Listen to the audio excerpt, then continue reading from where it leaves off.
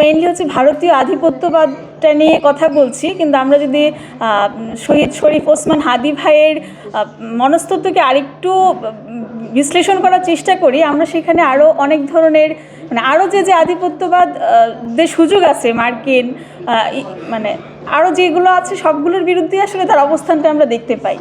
অর্থাৎ তিনি আমাদেরকে যেই পথটা দেখিয়ে যেতে চেয়েছেন, আমার মনে হয় সেটা হচ্ছে আমরা যেন বাংলাদেশি হিসেবে একদম স্বতন্ত্রভাবে বেঁচে থাকার যে মৌকা সেটা যেন আমরা পাই, এবং আমরা যেন কখনোই কোনো দেশ কোনো শক্তির অধীনস্থ হয়ে না পড়ি, সেটা আসলে উনি আমাদের বোঝাতে চেয়েছেন। তো এখানে অনেক গণ্যমান্য ব্যক্তিরা আছেন এবং সবাই চমৎকার আলোচনা করেছেন, শুনছিলাম যে আমাদের জানাশোনার পরিধিটা আসলে এখনও অনেক ক্ষুদ্র, এবং আমরা যেই সময়টা পার করে এসেছি, আমাদের জন্মের পর থেকে আসলে আমরা কখনো মুক্ত মস্তিষ্কে চিন্তা করার সুযোগটা আমরা কম পেয়েছি। আমরা মুক্তিযুদ্ধকে শুধু একটা আঙ্গিকেই বিশ্লেষণ করার সুযোগ পেয়েছি। আমরা আমাদের সামনে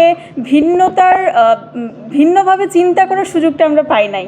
তারপরেও আমরা যে আমাদের যে প্রজন্ম, তারা আসলে দেখিয়ে দিয়েছে যে সেখান থেকেও যে জুলাই গণঅভ্যুত্থান, সেখানে হচ্ছে যে অবদান জুলাই প্রজন্ম রেখেছে, আমাদের এই সমবয়সীরা বা আমাদের মাধ্যমে যে অভ্যুত্থানটা হয়েছে, সেখানে আমরা স্পষ্ট দেখতে পেয়েছি যে চিন্তাকে আসলে অবরুদ্ধ করে রাখা যায় না। অনেক চেষ্টা করা হয়েছে আমাদের শুধুমাত্র একভাবে গড়ে তোলার একটা প্রজন্মকে, কিন্তু সেটাকে আসলে কোনোভাবেই তারা সফল হয় নাই।